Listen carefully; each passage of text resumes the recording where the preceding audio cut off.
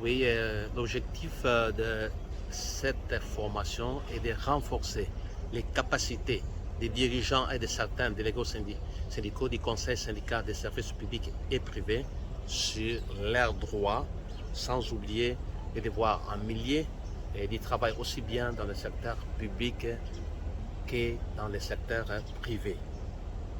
Et qui finance cette formation?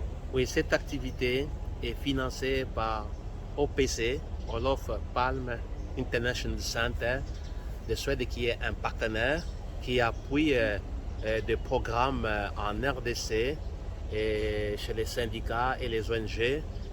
Ces 4 axes, il y a la démocratie, les droits syndicaux et autres droits humains, le droit des femmes et la transition juste. Mais surtout la thématique de la transition juste qui est intéressant parce que c'est un défi pour nous.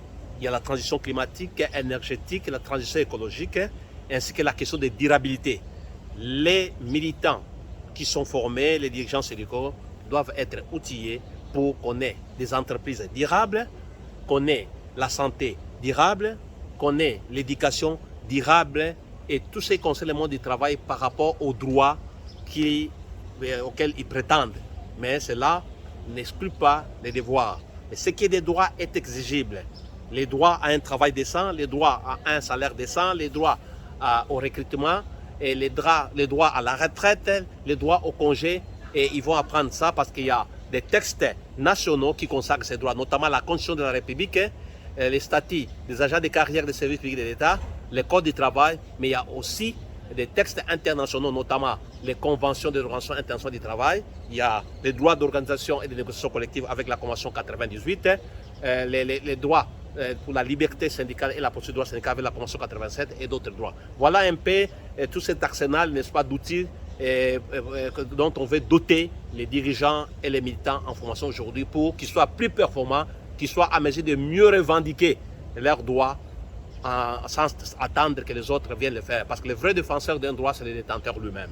Alors peut-être une dernière question, CG. Nous vous avons entendu parler du développement durable, de la démocratie et des ODD. Alors c'est quoi le lien entre le syndicalisme que vous faites et ces différentes thématiques que vous avez citées? Oui, il est important. Vous savez qu'avec les passages de notre économie actuelle vers l'économie verte, il y a beaucoup d'emplois qui vont disparaître.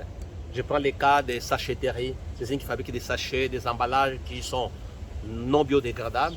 Si on ferme certaines entreprises, c'est vrai que les travailleurs vont perdre l'emploi. Et nous, syndicats, nous nous battons pour réfléchir sur des solutions alternatives, des bonnes solutions et pour améliorer les conditions des travailleurs.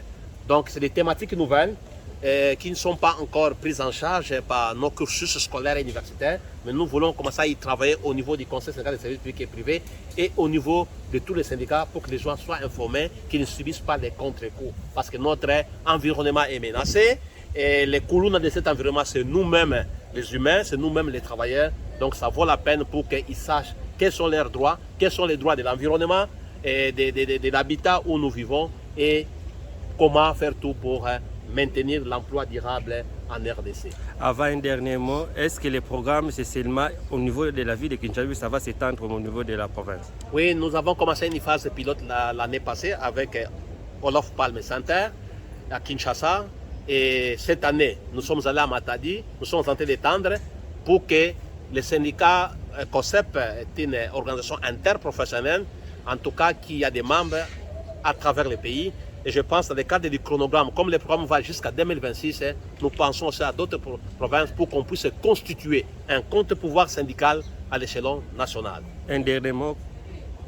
Oui, un dernier mot, je pense que nous appelons à tous les camarades syndicalistes pour qu'ils viennent à l'école du syndicalisme. Être syndicaliste, c'est défendre uniquement les intérêts et les venir des travailleurs, aussi bien dans la société qu'en milieu du travail. Donc le syndicat n'est pas le chef du patron, il n'est pas le chef de l'État. Le COSEP ne lie pas son sort à celui de l'État, mais à celui de ses travailleurs, mais il est partenaire de l'État en tant qu'employeur, mais aussi des employeurs dans le secteur privé. Merci.